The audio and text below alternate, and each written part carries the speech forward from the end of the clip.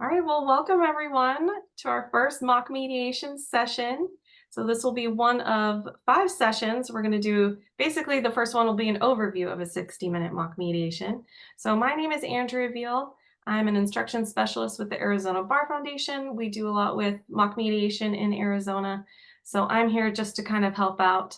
And I'll pass it to you, John Lag. You're the star of the show here. Okay, thank you. Thank you, Andrea, and also like to acknowledge John Arnett's also there with the Arizona Bar Foundation too, and coordinating these sessions. So first of all, John Lake here from Chicago, remotely here, obviously from Chicago here today. Brief synopsis again: practicing lawyer since the '70s, arbitrator, mediator, educator, law school professor through the years, and I teach and run mediation, negotiation tournaments and trainings. Actually, fortunate enough to be all over the world here lately. So the last few years, we've been creating a concept for secondary schools and brought it even to middle school level. So the concept is to take, again, some of this, you'll see some of the documents I give you for the broader overview are created for law school or lawyers or others there. But so we're trying to do is fine tuning in each session we do in each kind of instructional tournaments that we do, we're fine tuning this. So one thing I do want to ask parties, not right now, but when you listen to these sessions, formulate some ideas, feedback, because we do use it. You're the people, the boots on the ground, if you will, the day-to-day educators. I come from a different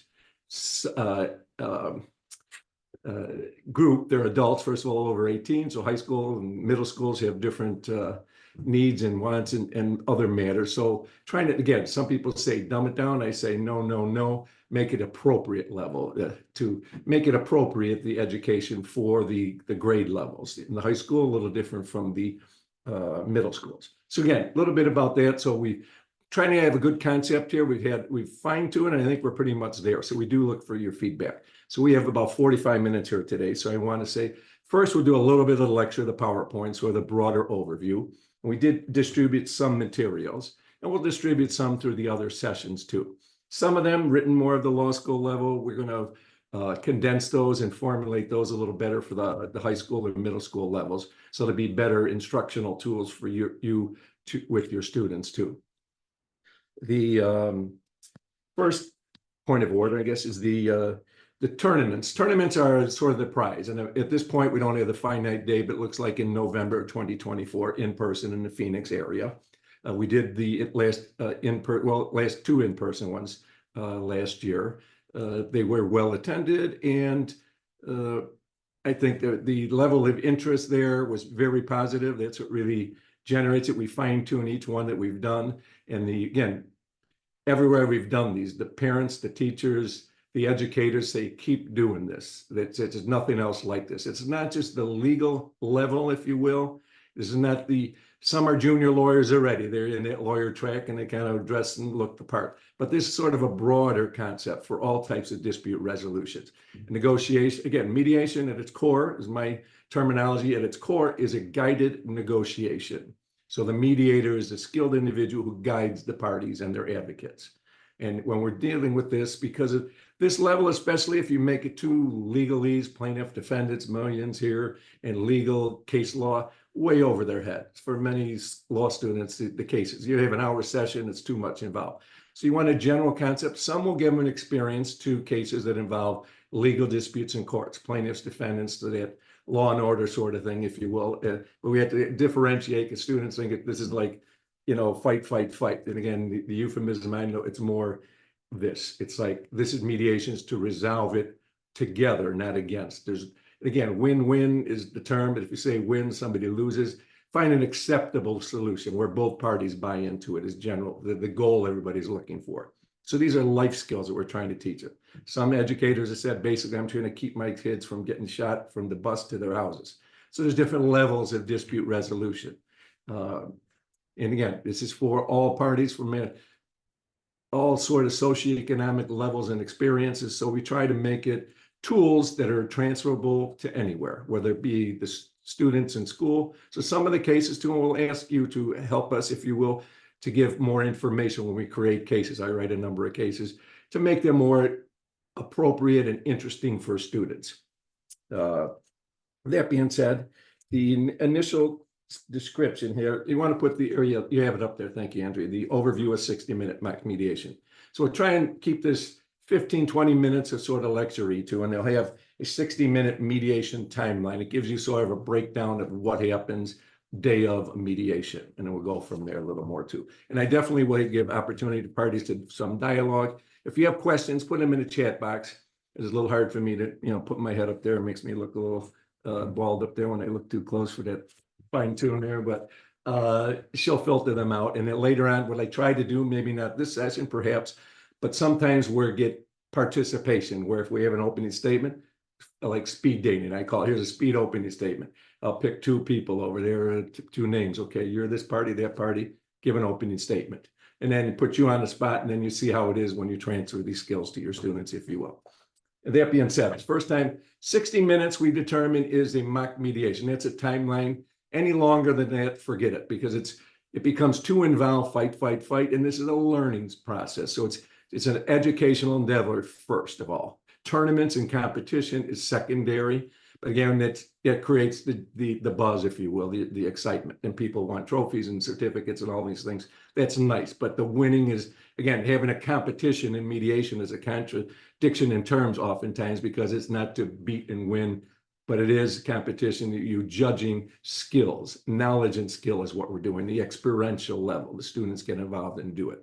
So all the buzzwords in education, it's the part of the lecture, the practicing, and the evaluation. So there's some metrics to determine who gets it or doesn't, what their skill level is. And you'll find across the board, some have some, more experience in this and coaching. Some are just very rudimentary. So we try at the beginning of a tournament to the end, you'll see the first session to that last session, the level of knowledge and skill development, even in the one-day tournament, is astounding to people. Invariably, by the first session to the last, they learn from the judges. After there's feedback, the judges are professionals, lawyers and others, give them some advice of what to do. And it's positive advice. We stress that.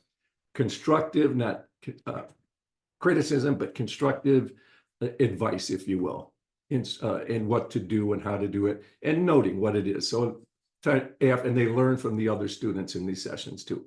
And at the end of the day, they all rise up, if you will. And we stress positive experiences. That being said, overview of the 60-minute mock mediation.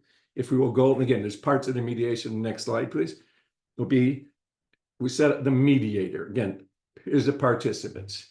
Here we have just a little bit of, here's what the room looks like. So you set this up either in their classrooms, but the mediation rooms in the tournaments, you'll have two judges. And the two judges you'll see at the bottom there, they sit there. They generally don't do anything during the mediation. They just take their notes and evaluate and give oral comments at the end. And that's basically constructive critique, if you will, to improve them.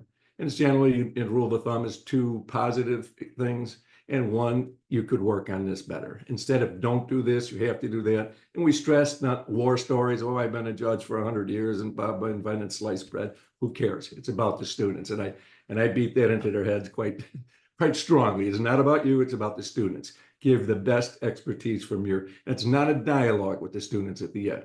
They're there to learn. And sometimes, but the excuse machine, they're there to listen and learn. So that's what they do learn. So again, mediator A and B. In a tournament setting with 3 students, everybody rotates their role, if you will. 3 sessions, one A, B, and C. A plays the mediator, B plays the advocate, which is the lawyer, could be the parent who's working on behalf of somebody, and the client, who's the person that has the dispute.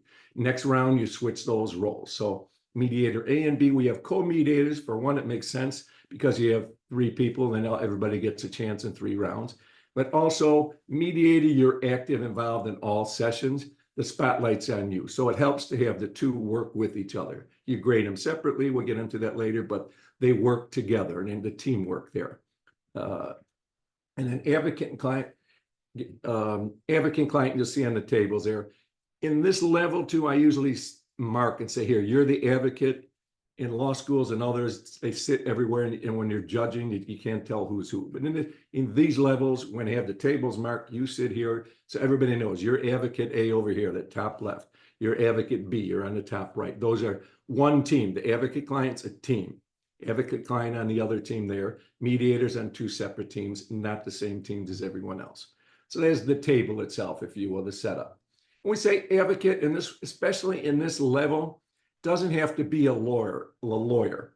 When you have like in a school setting, your son or daughter's in trouble, here's the note, the proverbial, but now it's online. You come into school, we have to talk to you about your son, little John, he did this, that, and the other. So who shows up? The parent. If they bring a lawyer, if for a minor thing, it sets the wrong tone. But if it is, police might be involved, maybe a lawyer gets involved. So the right level of the advocacy. In some cases, we break down initially where it's a parent, and then if it gets more involved, then other parties like lawyers get involved. So advocate doesn't necessarily have to be a lawyer.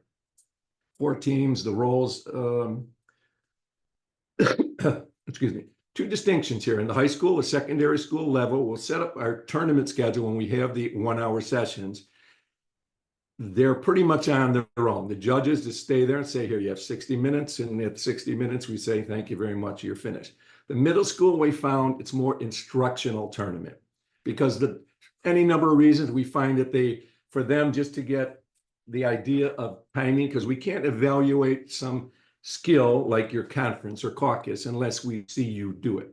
If their time is not right and they get at the end, oh, wait, we didn't do this, we didn't do that, we didn't negotiate, we run out of time, we can't evaluate their skills. So they need a little guidance there. Some parties might go on and on and on. The other party's sitting there, they don't want to interrupt. So there we guide the time. And if they don't know, they're a little rudimentary on this, the judges can act as somewhat instructors, fair and neutral. And that's why I suggest this timeline we have, that the judges for sure and all the parties can have the access to this time. Suggested. It's not like a stopwatch. Okay, you have 2 minutes, click. But this is the guidelines. So because then there's enough time for everybody to do all the different parts, to participate in all the different parts of mediation. And it's time for the judges then can evaluate each of the individual students on these roles. So the difference here in the middle school is more instructional. As people get more expertise, we've seen instructional middle school students who've been at like 2nd or 3rd tournament, and they hold their own against high school students too. And so it's again, but mostly you're going to find less skill because this is a new experience, and new experience also for the instructors too, if you will, because there really is no formula. That's what I'm trying to develop now, and in the process of developing more a structured process where people can use this for a learning experience. So next, let's move on to the next one so we have enough time. And again, the mediator, we have co-mediators in our competitions. In your classrooms, you can have one. Classrooms, you can have one. If you have sample mediations, you can use 1 or 2 mediators. If you have 2, you get more people involved, which is not a bad idea. So 6 students in your class can be involved in a mediation. So the mediator role is, again, mediators are the guide to the negotiation. And they're trained, and they're not like, first of all, the difference is they are not judges. In mediation, the critical thing which students have to be informed upon, it's not a judge. You don't decide the case. You're a guide. You try to nudge them in the right direction, not to a specific goal, but in the right direction. Resolution is the path down the road. What it looks like, you don't know until the mediation is over. So you're a guide.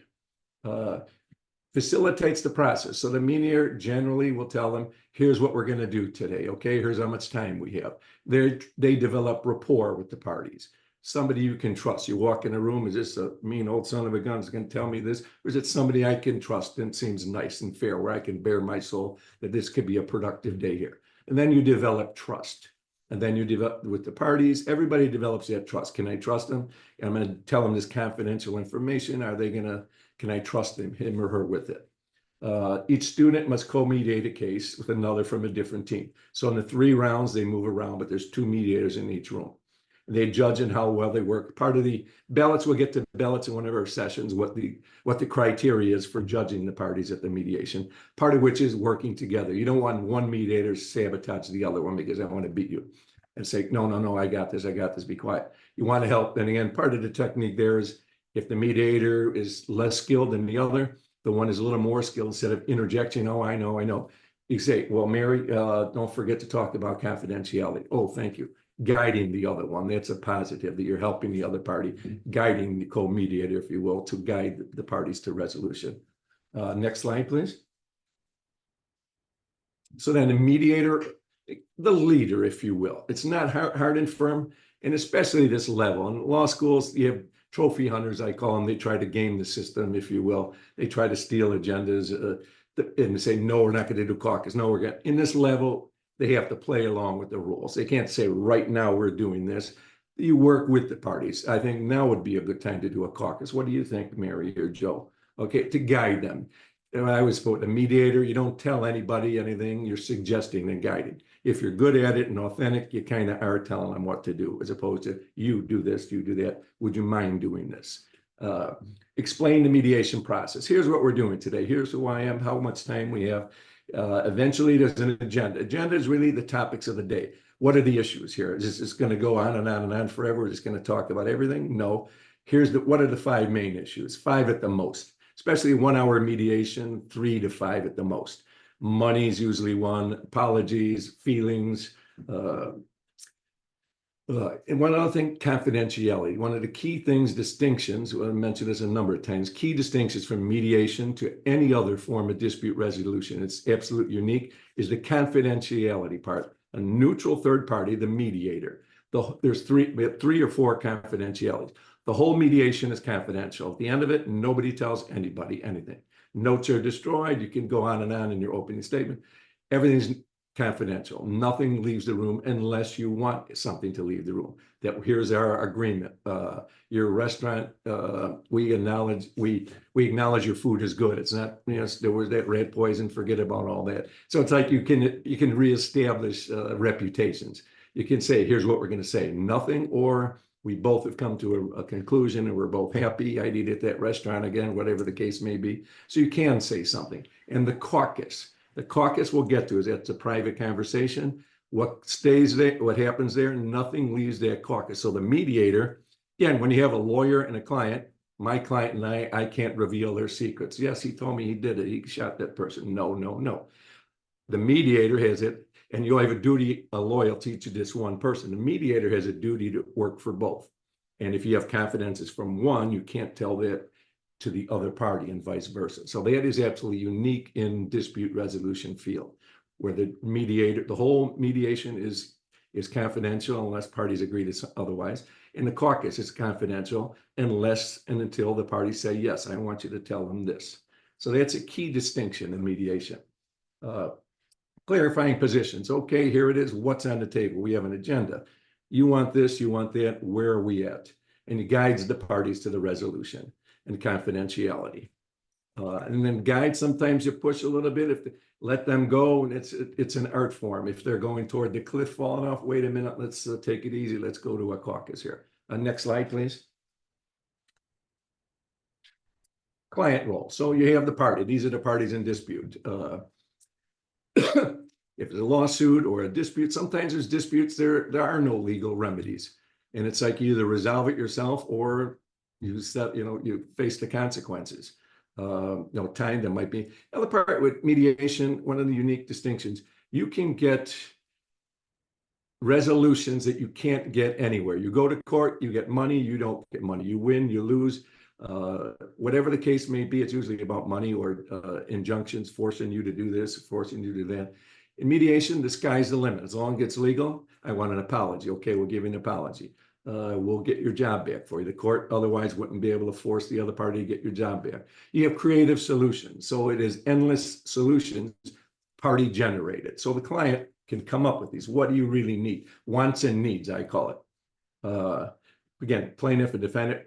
Again, you have it in dispute resolution, you have one party, A or B, plaintiff, defendant, whatever you want to call them. Traditionally in the United States, it's plaintiff or defendant, the complainant or the respondent, whoever's bringing the dispute, and the other who's responding to it. And sometimes too, they both suing each other. So they're kind of plaintiffs, kind of defendants themselves, but we designated you're the plaintiff, you're the defendant. So they bring it to next client role, please. So the agenda too. The client developed agenda. What do you want? Usually money, whatever the case may be. Here's you embarrass me. I was working for the company for 30 years and you hired this 22-year-old and gave him my job. Good son of a gun.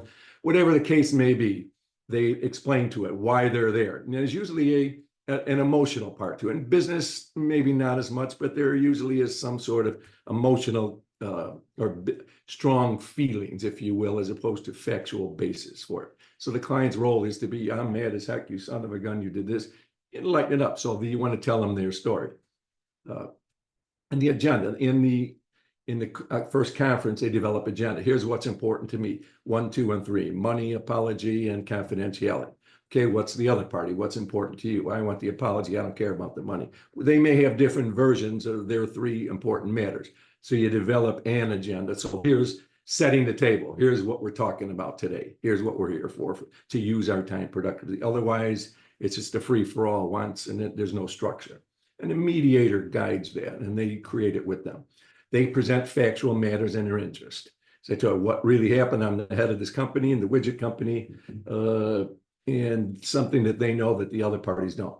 Don't play the lawyer. Well, I know in court, I want to confidentially stay in your role. You're actors. So they should, it's hard for people to do because one might have more skills and add, but the other. They make the decisions. Ultimately, the client, do you want $100? You want this? You want the apology? Ultimately, it's their decisions, their dispute. It's their decision and what happens. Advocate client team is judged as one. They're a team. They're on the same school, the same team. Next slide, please. Advocate's role. Advocate, lawyer traditionally, sometimes could be parent or other parties, could be a clergy member, whatever the case may be. Represents the plaintiff or client, whatever their role is. Again, it's an advisor. He works in good faith to resolve simple enough the issue at hand while protecting the needs and wants. As a lawyer, the advocate is like, okay, yes or no to answer. They are actually guiding their client also, where the mediator guides everybody towards resolution. Again, real world scenarios, the advocate protects more.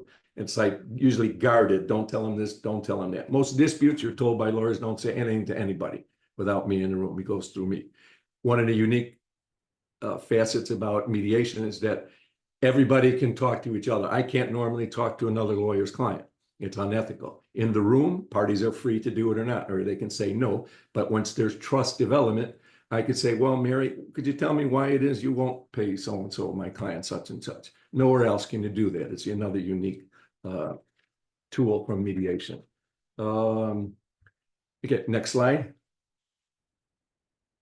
Again, advocate role. Once the initial opening statements by the meet, I'll try and rush it's a little more so we have time, is the opening statement. They have an opening statement. The mediator presents an opening statement. Who I am, what the process is, what's going on, everybody comfortable, everybody agreed to this. Then the advocate, usually the plaintiff's advocate first. Hi, and again, traditionally in these scenarios, in the real world scenario, advocates go first. They're the ones getting paid and they represent parties. Many times in mediation to see the clients want to, that's gamemanship. And here it's the advocate. Hi, I'm so-and-so. I'm the parent of little Johnny. I'm the attorney for Mary Smith here. And you say, here's what it is, and you commit. We're here. Yes, we have a dispute. We realize going to court is the worst thing to us, a lot of time and money. We're here to resolve this if we can in good faith. And it shows a good faith, trust and rapport developing with the parties. Likewise, the other advocate. We're here to do likewise.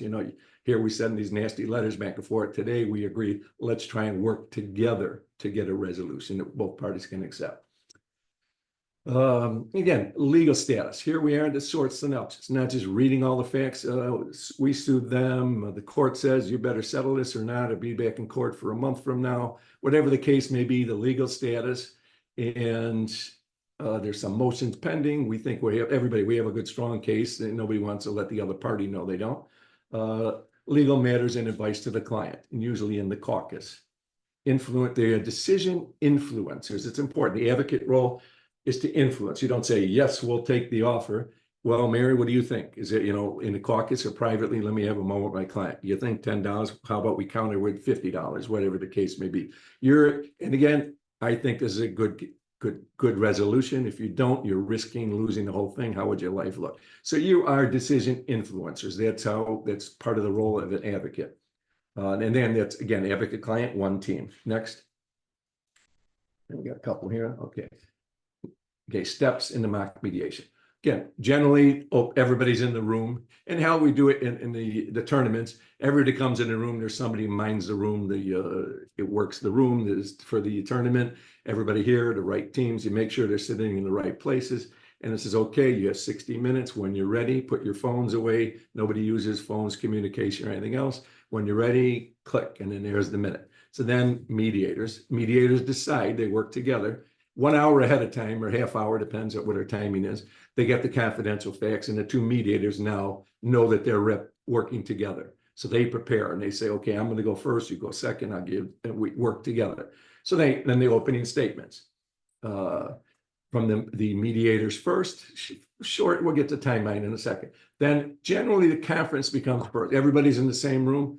Okay, I do my opening statement as a mediator. Now the plaintiff's counsel does their counsel and their client. The client can put their 2 cents into and say, okay, here's the factual basis. So they have a little time to put their position, if you will. Here's what we want, here's why we're here, and commit to try and resolve it. Then the other party, the defendant, does that. So opening statements are over. You're in the same room. That's generally the conference. And I call it the first conference.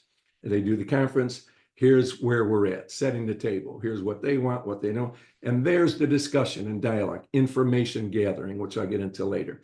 Then at a point, generally the mediators, the parties say, they look at their timeline and say, I think I want to go to caucus. And a caucus is a private conversation. Who uses the term caucus other than Iowa primaries? I don't know anybody who does. A caucus. So it's a private conversation with the mediator on one side, and the other party physically goes out of the room with their attorney. Again, let's go ahead. Next slide. When we get the outline, I'll get to some of these a little. And tournament form. 3 rounds. Every one of the 3 students does each round. And they know that day we assign them which one it is. So they all prepare for all of these 3 settings when they get there. And they get confidential facts, secret facts. Those are the down cards. When you're playing poker, these are the cards you have, you know about, and the other party doesn't. They have theirs. These are the facts you can disclose or not. And the mediator, if the mediator knows what both parties have in the caucuses, they can help guide the parties. 8 teams invited to the tournament. They rotate it, and yeah, day of a tournament, we'll do the assignments next. And again, mediators don't get any of those down cards. The parties do, the mediators get nothing. They get general facts. And we're very vigilant on making sure teams don't share these accidentally or otherwise. So sometimes paper copies are the best. Here it is in your hand. And the 2 mediators look at they prepare for it by the other parties. They get their confidential facts and they decide how they're going to use those cards. I use the euphemism poker. Here's the general facts, the cards that are up, and then everybody has the down ones. You might have a 2, the other one might have an ace. You don't know how they interplay and when they use those confidentials. Whatever's in the room, whiteboards, legal pads, no extraneous matters. Otherwise, you get somebody who spends $500 in charts and graphs and PowerPoints. It's not a battle of technology. Next, and what else? That's it. Okay, good. What we'll do, let's take some questions there if we will, I think. If you had anything in the chat box, or you can ask, let's take those first. You have anything there, Andrea? The only question was about the slideshow, which I will put the slideshow in our shared Google folder. We'll have access to this slideshow. Okay. Does anyone else have any questions? You can unmute and just say something if you want. Otherwise, we'll go through the timeline. We want to make sure. What I'm going to do is the timeline is another sort of lecture thing. We can use that as you can see how it plays out a little bit. And then we'll go in. And then I want to get some feedback on how we can light the fire, if you will, to energy in the schools and students from parties too. Not just today, but the other sessions too. So if not today, think in the back of your mind, how about this? What about this? This one might sell us a little more. So go ahead. Any questions at this point?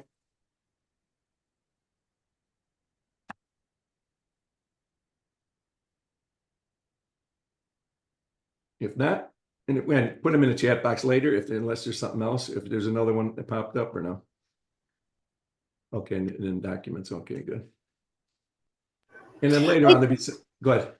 Go ahead. I do have a question. So I'm a drama teacher at a middle school, and I've done mock trial in my past, and I'm trying to bring that into my drama class. Is there a big difference between mock trial and the mediation? Well, yes, in a way. First of all, drama is good when you teach. One thing to do, but I put this, you'll appreciate this, I think, is that when the parties are playing the advocate, and it's good to have them play the right role, But I tell the students, there's no Academy Award though. Sometimes they overplay it a little bit. They start crying and it says, okay, stay in your role, stay in your lane, if you will. So like we say in drama, when you teach, stay within your character, if you will. This is a script that you have, so stay in your role, don't stay. So in that respect, one of the things initially you have to unteach that this is a lawyers, like especially ex-judges who think they could be mediators just because they were judges. Some are good, some are not. They still think I'm God up there. It says God instead of judge on their plaque. And some, not all, of course, but in some it's like they have this authority figure. We're going to do this. The difference, and when students oftentimes think it's law and order, they try and come up with little facts, aha moments, like to beat the other part. They try to argue the facts like I'm better. And that's not what the distinction in mediation is: get to resolution, not to beat the other party. If you pump up initially, we have a strong case, we're going to do this and that. When you get to caucus with the mediator, especially, what are your concerns? They call, what are your weaknesses here? In front of the other party, you're not going to say, well, our witness died or they don't want to come in, they changed their story. If we go to trial, we have to settle this case. The company's being sold, and if we don't get this case resolved, we're going to lose $30 million on the sale. There could be, if the other party say, let's go to trial, good. So if some things you tell the mediator and say, these are our concerns. We don't want to let them know this critical flaw. And actually, we're afraid this motion that's pending, we could lose the whole thing.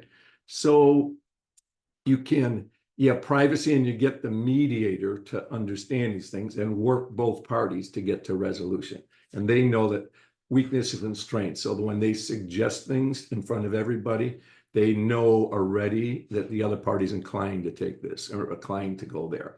And don't make the decision for them. I don't tell them and violate it. I think you should take 5. No, to guide and suggest. So the difference is you're not trying to beat them with facts and law. You're trying to actually work collaboratively with the other party. Okay, we have this dispute. You did this, we did that. And again, it's not like you're at fault, you broke the law. It's contrary to resolution. And that's the difference in trial practice. Everything in trial practice, every exhibit is to punish the other party.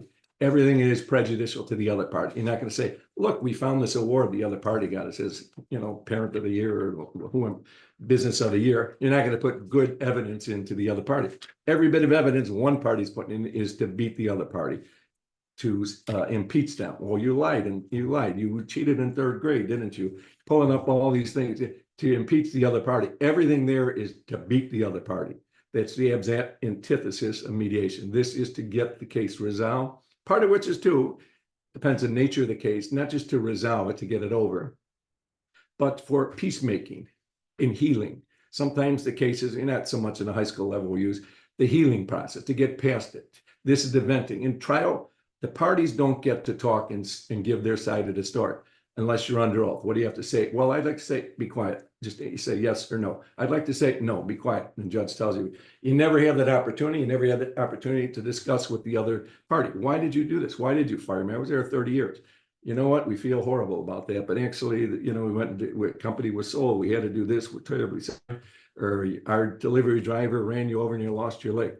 In trial, there's never an apology. There's never any kind of human interaction. In mediation, you can't. Here, you faced the person. You ran me over. Your driver was drunk and driving on the wrong side of the road. He hit me. I was a concert pianist and I can't use my right hand anymore. You know how that feels? It's like, these are real cases. Sometimes when I say them, it's like the emotion is there. So in acting, Andrea, the acting issue, if you will, have the party act that real role. And if it is, I lost my hand. Do you understand this? My whole career is when I worked for this my whole life. I was going to be in the Olympics and this and that, whatever. So there's that personal interaction, and there's where you get the feelings and whys here. And you want money. I don't care about money.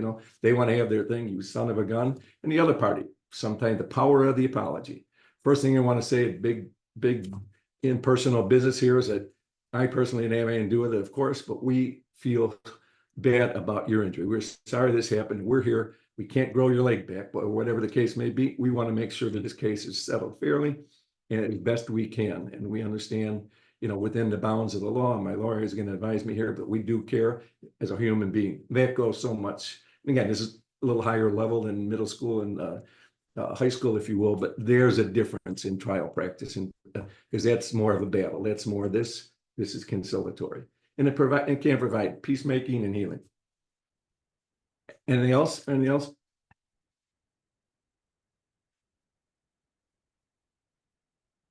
And again, when we I get to just want some, to say thank you. okay, absolutely, Andrew, good. And again, part of it's doing I say secondary school, I try to use all the time because it's more of an international term than high school. Other countries don't use secondary school and middle school. So trying to make this more, again, this provides life skills, not just lawyer skill. So the trial practice is more lawyer skills, more rules and judging, if you will. Here, there's no judging. And again, it's showing the value of resolving the case when you have control over what happens. It's the only, you can negotiate and you have your control. Most cases are negotiated individually or through lawyers or others, and they're settled. Some don't. If you go to court, there's no negotiation. It's win, lose, whatever the case may be. What are you certain about? Time and money. It can take a lot of time and angst every time you go to court. That knot in your stomach, the reality of court, and the money. And it takes up years of your life and takes, in trying cases, not only the parties, but trying a case, take a little bit of your soul out of each one of them. Believe me, it's all encompassing. People think, oh, I'm going to sue. When they get closer, they realize that knot in their stomach and the Maalox or whatever else, and not sleeping and losing time from their family and job, that focus is there and they're able to do all the things that you otherwise should be doing, or would care to do. So that's a huge distinction. You control your destiny. Everything's voluntary. You can get things that you can't get anywhere else. Next, let's put the mediation outline so we have enough time here when we get to any other questions if we need it.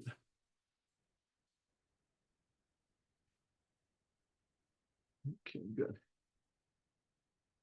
Okay, this I think is a model I prepared that I think works well for the secondary level, especially it's a format for the instructional portion for a middle school too. So everybody has this, so they can mark and look at their phones. And again, if they, in the middle school especially, the judges can get involved, say, and now we're gonna have, I suggest 4 minutes each for the mediators here to do such and such. And if they go on and on and on, you don't say, be quiet, let's go. It's a nice atmosphere. Okay, I think you used enough time here. Let's move on. We want to make sure we have enough time for everybody to do everything. So guidance. So where the mediator's a guide for the process, sometimes the mediators are learning their lessons too. So they're not guiding as well as they will someday by the end of the tournament. They certainly will do better. So then the guide for the overall session in the middle school would be the judges. So again, this is handy to have so everybody knows what to expect. And no stopwatches, but this, again, the main thing about this, it gives them a guide so they don't forget. Students are going to be, everybody has a million things going on, so they may not be the most, you're not going to remember everything. At least they have a piece of paper and it's a crutch, if you will, a safety net. They'll have that in front of them.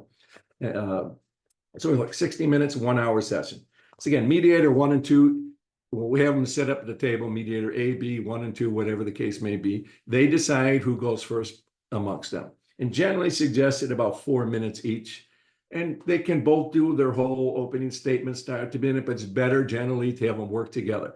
I'll say, hello, how are you? Everybody comfortable? You need water? Is everybody fine? And then here's the process of mediation. Introduce the other co-mediator. Everybody's fine. And their names. What's your name? How are you? Sometimes people do. May I call you this or they, their pronouns, whatever they're comfortable with doing. It's non-judgmental. The process and the other one may go, okay, here's the process. And then the benefits of mediation. Here's what we're going to do, the benefits and solutions and what we're actually going to do here today when they have opening statements. Again, so after that, plaintiff and advocate. About 4 minutes total between the advocate and the client. And they share that any way they want. I suggest, and in this level especially, traditionally the advocate would say something first. Hi, thank you. Bob Smith here. I represent Mary Smith's name, is that right? We're here because of this and this. Here's where we're at in court. Here's what we really want. And they usually we have a strong case, we believe. However, we want to work out, if we can, work with the other party here today. So thank you, Ms. Mediator and the other party. And yet my client now would like to say a few words. Could be a business one or not. And sometimes it could be, you know what, you son of a gun, you did this and that. Here's what I want to know. Could be venting. It could be apologizing. Or it could be here at the Acme Widget Company here. We make the best widgets in the world. We never have anything go wrong like this before. So really at a loss here, why we should pay you anything. Can you tell me why we should? And the other party will say, yeah, I'll tell you why. So again, then it's okay. We're not going to argue now. The mediator, thank you so much. Let's have the other party. So they do advocate client there, their general opening statement. And then the mediators take control a little bit. in a nice way, not, okay, now we have to do this. And it's an art form with skill level and experience, it gets better. Initial conference, okay? And I put in this timeline, you'll see information, venting, concerns, commitment, and agenda. Information, that's the information here. This should not be negotiating. The parties, again, in the real world, they had every opportunity to negotiate. They might negotiate it for 2 years and they haven't reached the resolution. So if you just let them negotiate some more, what's the point? You haven't done mediation yet. So, okay, put your positions out there. Don't start bargaining yet because you don't, what's changed? Nothing. Here's where information exchange. Can you tell me why this? Why this? You know, here's one thing we'd like to tell you. We have a witness that shows this.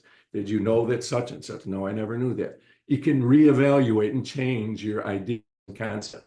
Well, I didn't know you had such and such. So we have evidence, whatever the case may be, there's something that the other party didn't know. And you, at this point, remember, the other party has those down cards, the confidential information. You want to mine those. It's why you're playing poker. What's under that card over there? Will they tell you or not? Maybe not necessarily, but why do you think you have such a strong case? They might say, because I have an ace. Here it is right here. Who knows? You want to find out what they have so you really know what it before you bet, are we going to court or not? Do they have a strong case? Do we have a stronger case? Because you don't know. And concern, venting, concerns. Here's my concerns. We could take your money, my client's out of job, nobody will ever hire him again because of this lawsuit. Well, okay, here's the one create a solution. You can give us a good recommendation. Yeah, we'll go along with this. Part of our joint statement says, yes, you will provide a good recommendation, or you threw us out in this eviction.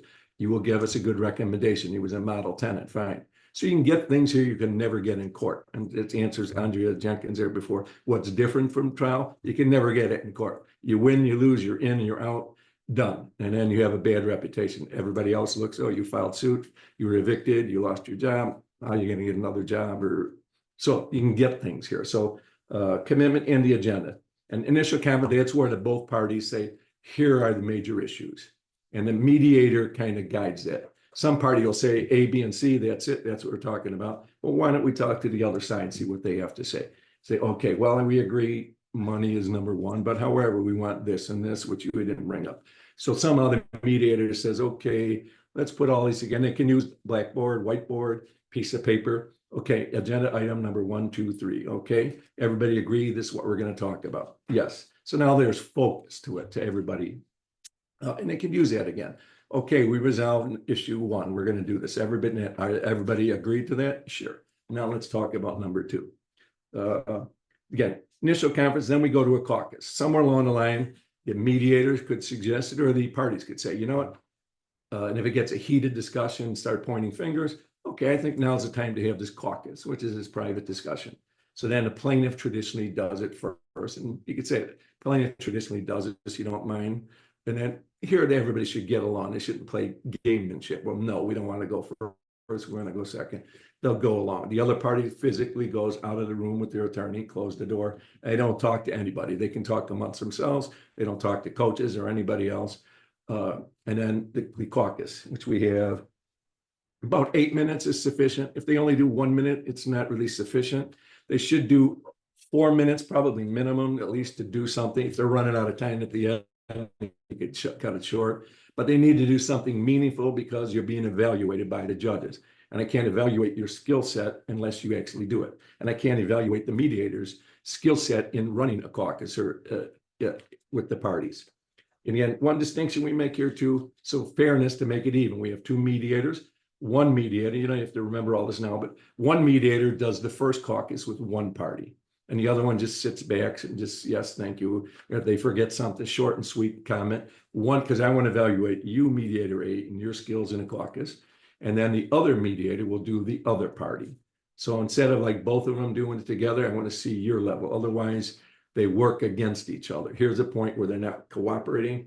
They're doing their best in a caucus. And me as a judge, I'm evaluating your skill set. And also the party and advocate. Your skill set, are you using a caucus? Are you just saying that we have a great case and won $1 million and that's it? What, you wasted your time in the caucus. Tell the mediator, here's what we really want. Here's what we're concerned about. And the mediator should say what strengths and weaknesses are the terms, but what are your concerns here is a nice way. Nobody wants to admit weaknesses. So what are your concerns? Okay, you wanted $1 million. What happens if you go to court, counsel? You know, you don't win all of them. You never know. Crazy judge, who knows what? So your witness doesn't show up. There's always some concerns, right? A lot of time and money. If you were able to get a X dollars here today, what if you went to court and got zero? Now your client needs a wheelchair and a special van to go to work and school, and money for a new job, new education. What if they got zero after court? Now, of course, you're a great attorney. It's about their level here, but how would your life look if you got zero when you went to court? And that's a reality check. And it's like, whoa. So all of a sudden I want 10 million. Now what do you really need? I need $1 million to go for school, buy the van, whatever the case may be, to fit the resolution to their needs. And that's a technique, and it's a skill set. High school level, you get some of that. You're not enough time for all of this, but that's the goal. So the 2 caucuses, and then afterwards, you want to reserve enough time, then everybody's back in the room. There's where the sausage is made. That's where the negotiation is at this point. Now they've used the caucuses, they've exchanged information, the strengths and the weakness. The mediators now, in their mind, they know, who's the elephant in the room? There's a client person. Why hasn't this resolved before? Okay, so now, and you kind of know what's shared. This party wants this, that party wants that. And you don't put it out there to the other side, well, they have a weak case, so I don't like, no, it's like, I think perhaps guide them a little bit, but the parties at that point should have enough on the table and say, here's what we'd like to disclose. We have such and such, I can't get this money from my insurance company unless I have a reason. So you just told me now that you have this reason, you have actual evidence and doctor's reports. We didn't know that before. So based on that, I can go back and sell it to my adjusters, and I'm pretty sure we're confident we could offer you X dollars. That's where the negotiation is, and work towards a resolution. Doesn't have to be resolved, but you should be working towards resolution. They can always say, okay, the hour is short, we can come back. And you don't win by resolving. There's no bonus points or any points at all for getting to yes, if you will. It's a term I don't particularly like from Marian. But otherwise, if you gave them points for settling, at the end, everybody goes 5, 10, 4, 7, okay, fine, bye, they shake hands. Hey, we won. No, it's not that. So get to the point. It should be a logical extension. And if it's logical, and your confidential facts might say, if you can get 5, settle. The other one says, if you can give 5, settle. And so they should settle that case. And if one party doesn't, you go, in the confidential facts, you wanted more just to play games, but your client only needs and wants. So if you satisfy your client, and you didn't take it, you haven't really served your clients. What else do we have there? Again, So I think for the good time, John, we actually okay, have good. Yes. put a pin in this one for now. Yes. Any questions there, whether or no? Good. No, nothing I see. Is there any quick questions? Let me know. Yeah, and I'll put my email in the chat if anyone wants to send me questions afterwards. Feel free. I'll do my best to answer them. And if I don't know the answer, I'll probably reach out to you, John, if that's okay.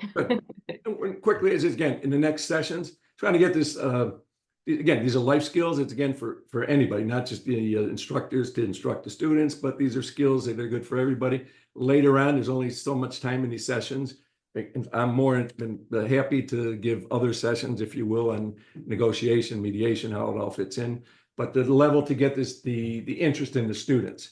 And I also want to know that what can help you to instruct the students, from what I'm given on these 5 lectures, what else could you need that would spark an interest or provide more instructional materials for you? So that's my goal, is to create materials for the high school levels curriculum, if you will. So I'm also always looking for input from parties. So I thank you all.